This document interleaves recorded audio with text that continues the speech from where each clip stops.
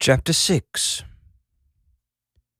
Ford Prefect hit the ground running. The ground was about 3 inches farther from the ventilation shaft than he remembered it, so he misjudged the point at which he would hit the ground, started running too soon, stumbled awkwardly, and twisted his ankle. Damn! He ran off down the corridor anyway, hobbling slightly. All over the building, alarms were erupting into their usual frenzy of excitement. He dove for cover behind the usual storage cabinets, glanced around to check that he was unseen, and started rapidly to fish around inside his satchel for the usual things he needed.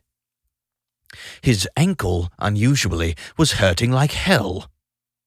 The ground was not only 3 inches farther from the ventilation shaft than he remembered, it was also on a different planet than he remembered. But it was the 3 inches that had caught him by surprise. The offices of the Hitchhiker's Guide to the Galaxy were quite often shifted at very short notice to other planets, for reasons of local climate, local hostility, power bills, or taxes. But they were always reconstructed exactly the same way, almost to the very molecule. For many of the company's employees, the layout of their offices represented the only constant they knew in a severely distorted personal universe. Something, though, was odd. This was not in itself surprising, thought Ford, as he pulled out his lightweight throwing towel. Virtually everything in his life was, to a greater or lesser extent, odd. It was just that this was odd in a slightly different way than he was used to things being odd, which was, well, strange. He couldn't quite get it into focus immediately. He got out his number 3 gauge prizing tool. The alarms were going in the same old way that he knew well. There was a kind of music to them that he could almost hum along to. That was all very familiar. The world outside had been a new one to Ford. He had not been to Saquophilia Hensha before, and he liked it.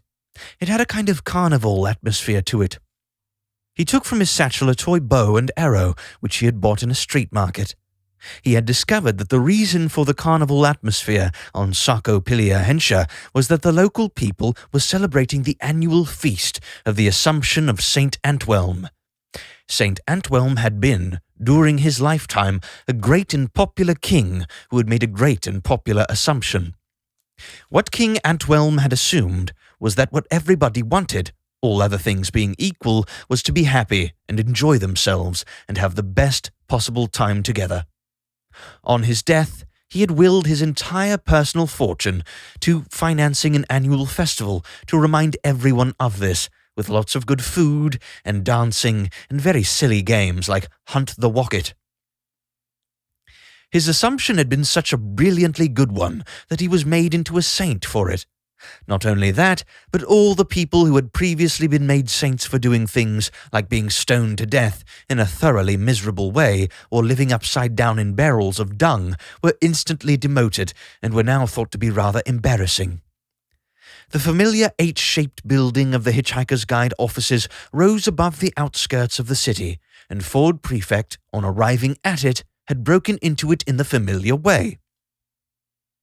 He always entered via the ventilation system rather than the main lobby, because the main lobby was patrolled by robots whose job it was to quiz incoming employees about their expense accounts.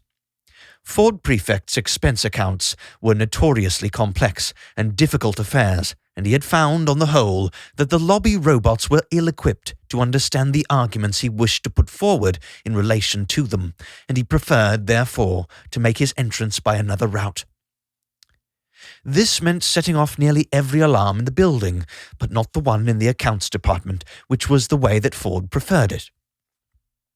He hunkered down behind the storage cabinet, licked the rubber suction cup of the toy arrow, and then fitted it to the string of the bow.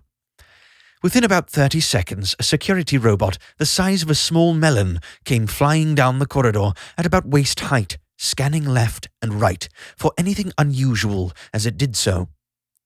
With impeccable timing, Ford shot the toy arrow across its path.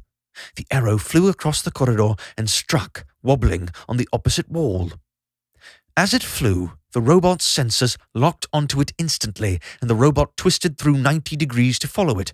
see what the hell it was, and where it was going. This bought Ford 1 precious second during which the robot was looking in the opposite direction from him. He hurled the towel over the flying robot and caught it. Because of the various sensory protuberances with which the robot was festooned, it couldn't maneuver inside the towel. It just twitched back and forth without being able to turn and face its captor. Ford hauled it quickly toward him and pinned it down to the ground. It was beginning to whine pitifully. With one swift and practiced movement, Ford reached under the towel with his number 3 gauge prizing tool and flipped off the small plastic panel on top of the robot, which gave access to its logic circuits. Now, logic is a wonderful thing, but it has, as the processes of evolution discovered, certain drawbacks. Anything that thinks logically can be fooled by something else that thinks at least as logically as it does. The easiest way to fool a completely logical robot is to feed it the same stimulus sequence over and over again, so it gets locked in a loop. This was best demonstrated by the famous herring sandwich experiments conducted millennia ago at Miss Boisseau, the Maximegalon Institute of slowly and painfully working out the surprisingly obvious. A robot was programmed to believe that it liked herring sandwiches. This was actually the most difficult part of the whole experiment. Once the robot had been programmed to believe that it liked herring sandwiches, a herring sandwich was placed in front of it. Whereupon the robot thought to itself, "Ah, a herring sandwich. I like herring sandwiches." It would then bend over and scoop up the herring sandwich in its herring sandwich scoop, and then straighten up again. Unfortunately for the robot, it was fashioned in such a way that the action of straightening up caused the herring sandwich to slip straight back off its herring sandwich scoop and fall on the floor in front of the robot.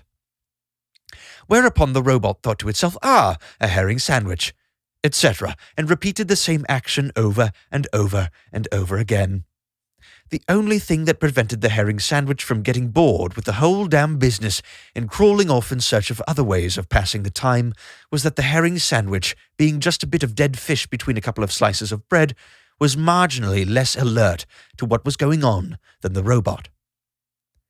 The scientists at the Institute thus discovered the driving force behind all change, development, and innovation in life, which was this: herring sandwiches. They published a paper to this effect, which was widely criticized as being extremely stupid. They checked their figures and realized that what they had actually discovered was boredom, or rather, the practical function of boredom. In a fever of excitement, they then went on to discover other emotions like irritability, depression, reluctance, ickiness, and so on. The next big breakthrough came when they stopped using herring sandwiches, whereupon a whole welter of new emotions became suddenly available to them for study, such as relief, joy, friskiness, appetite, satisfaction, and most important of all, the desire for happiness. This was the biggest breakthrough of all. Vast wadges of complex computer codes governing robot behavior in all possible contingencies could be replaced very simply. All that robots needed was the capacity to be either bored or happy, and a few conditions that needed to be satisfied in order to bring those states about. They would then work the rest out for themselves. The robot that Ford had got trapped under his towel was not, at the moment, a happy robot. It was happy when it could move about. It was happy when it could see other things. It was particularly happy when it could see other things moving about, particularly if the other things were moving about doing things they shouldn't do, because then it could, with considerable delight, report them. Ford would soon fix that. He squatted over the robot and held it between his knees. The towel was still covering all of its sensory mechanisms, but Ford had now got its logic circuits exposed. The robot was whirring grudgingly and pettishly, but it could only fidget. It couldn't actually move. Using the prizing tool, Ford eased a small chip out from its socket. As soon as it came out, the robot suddenly went quiet and just sat there in a coma. The chip Ford had taken out was the one that contained the instructions for all the conditions that had to be fulfilled in order for the robot to feel happy. The robot would be happy when a tiny electrical charge from a point just to the left of the chip reached another point just to the right of the chip. The chip determined whether the charge got there or not. Ford pulled out a small length of wire that had been threaded into the towel. He dug one end of it into the top left hole of the chip socket and the other into the bottom right hole. That was all it took. Now the robot would be happy whatever happened. Ford quickly stood up and whisked the towel away. The robot rose ecstatically into the air, pursuing a kind of wriggly path. It turned and saw Ford. "Mr. Prefect, sir, I'm so happy to see you." "Good to see you too, little fella," said Ford. The robot rapidly reported back to its central control that everything was now for the best in this best of all possible worlds, and the alarms rapidly quelled themselves and life returned to normal. At least, almost to normal. There was something odd about the place. The little robot was gurgling with electric delight. Ford hurried on down the corridor, letting the thing bob along in his wake, telling him how delicious everything was and how happy it was to be able to tell him that. Ford, however, was not happy. He passed faces of people he didn't know. They didn't look like his sort of people. They were too well groomed. Their eyes were too dead.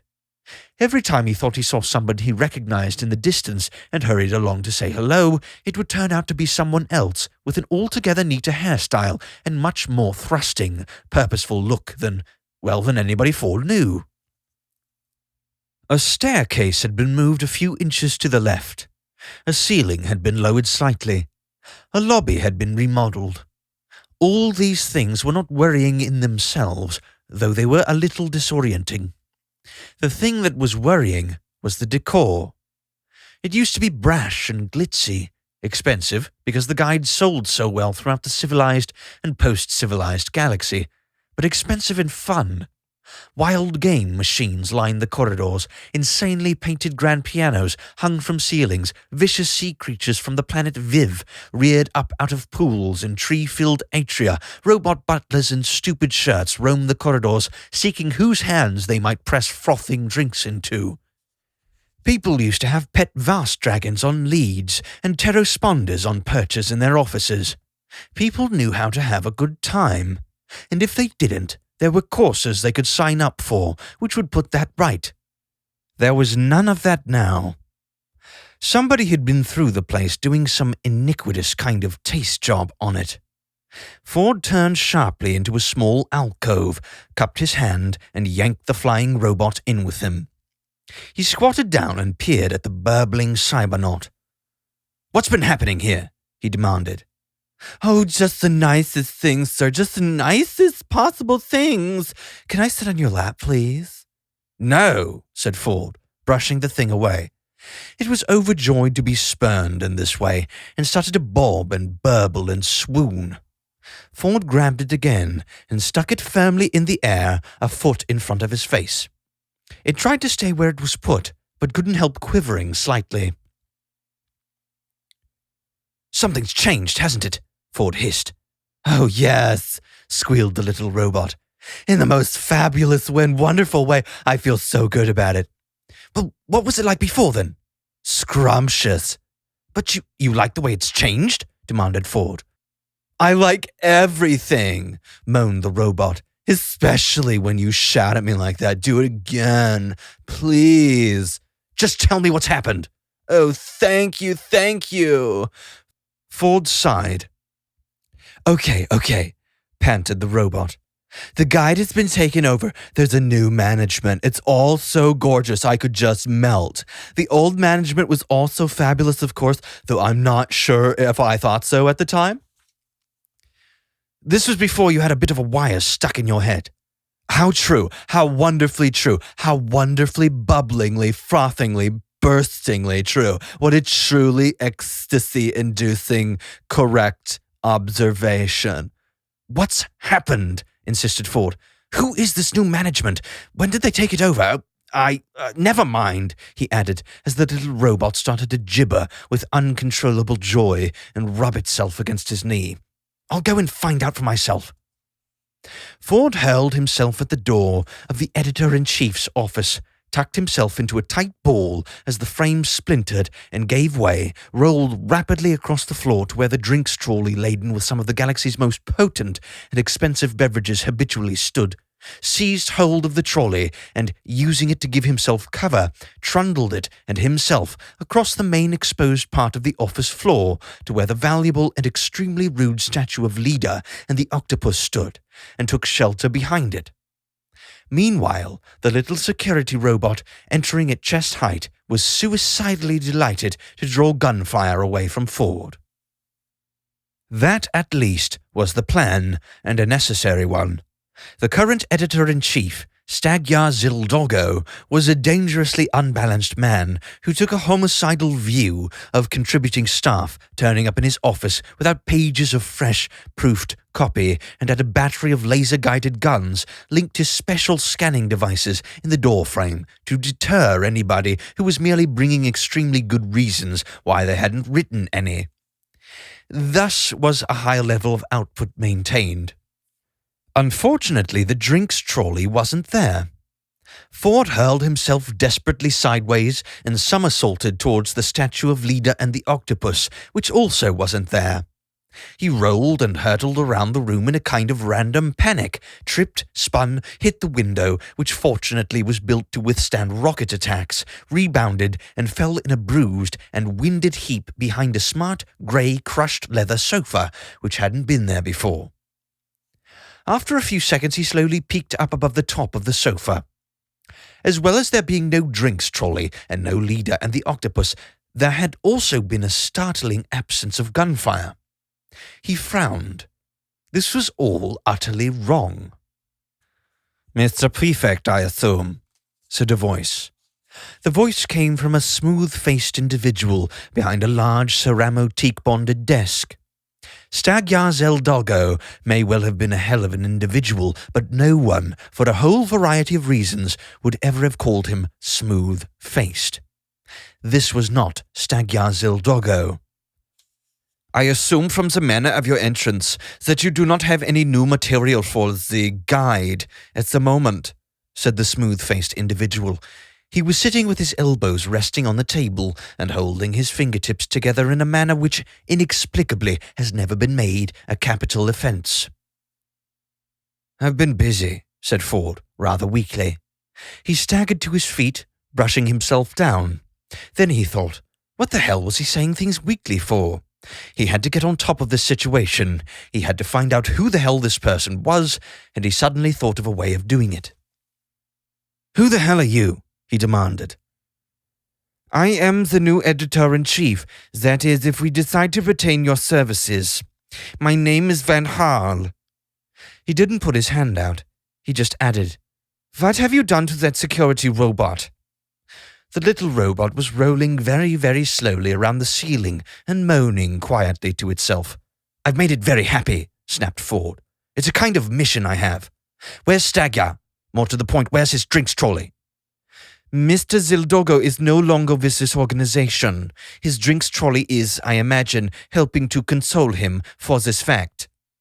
"Organization?" yelled Ford. "Organization! What a bloody stupid word for a setup like this." "Precisely our sentiments. Understructured, over-resourced, undermanaged, over-inebriated. And that," said Harl, "was just the editor." "I'll do the jokes," snarled Ford. "No," said Harl. "You will do the restaurant column." He tossed a piece of plastic onto the desk in front of him. Ford did not move to pick it up. "You what?" said Ford. "No, me Harl, you prefect. You do restaurant column, me editor. Me sit here and tell you do restaurant column. You get?" "Restaurant column?" said Ford, too bewildered to be really angry yet. "Sit down, prefect," said Harl. He swung around in his swivel chair, got to his feet, and stood staring out at the tiny specks, enjoying the Carnival 23 stories below. "Time to get this business on its feet, prefect," he snapped. We at Infinidim Enterprises are... You at what? Infinidim Enterprises. We have bought out the guide. Infinidim? We spent millions on that name, Prefect. Start liking it or start packing. Ford shrugged. He had nothing to pack. The galaxy is changing, said Hal. We've got to change with it. Go with the market. The market is moving up. New aspirations, new technology. The future is... Don't tell me about the future, said Ford. I've been all over the future, spent half my time there. It's the same as anywhere else, whatever. Just the same old stuff and faster cars and smellier air. That's one future, said Hal. That's your future, if you accept it. You've got to learn to think multidimensionally. There are limitless futures stretching out in every direction from this moment, and from this moment, and from this. Billions of them, bifurcating every instant, every possible position of every possible electron balloons out into billions of probabilities. Billions and billions of shining, gleaming futures. You know what that means? You're dribbling down your chin. Billions and billions of markets. I see, said Ford. So you sell billions and billions of guides? No, said Hal, reaching for his handkerchief and not finding one. Excuse me, he said, but this gets me so excited. Ford handed him his towel. The reason we don't sell billions and billions of guides, continued Hal after wiping his mouth, is the expense. What we do is sell one guide billions and billions of times. We exploit the multidimensional nature of the universe to cut down on manufacturing costs, and we don't sell to penniless hitchhikers. What a stupid notion that was. Find the one section of the market that more or less by definition doesn't have any money, and try to sell to it? No. We sell to the affluent business traveler and his vacationing wife in a billion different futures. This is the most radical, dynamic, and thrusting business venture in the entire multidimensional infinity of space-time probability ever. And you want me to be its restaurant critic? Said Ford. We would value your input. Kill! Shouted Ford. He shouted it at his towel. The towel leapt up out of Hal's hands. This was not because it had any motive force of its own, but because Hal was so startled at the idea that it might. The next thing that startled him was the sight of Ford Prefect hurtling across the desk at him, fists first. In fact, Ford was just lunging for the credit card, but you don't get to occupy the sort of position that Hal occupied in the sort of organization in which Hal occupied it without developing a healthily paranoid view of life. He took the sensible precaution of hurling himself backwards and striking his head a sharp blow on the rocket-proof glass, then subsided into a series of worrying and highly personal dreams. Ford lay on the desk, surprised at how swimmingly everything had gone. He glanced quickly at the piece of plastic he now held in his hand.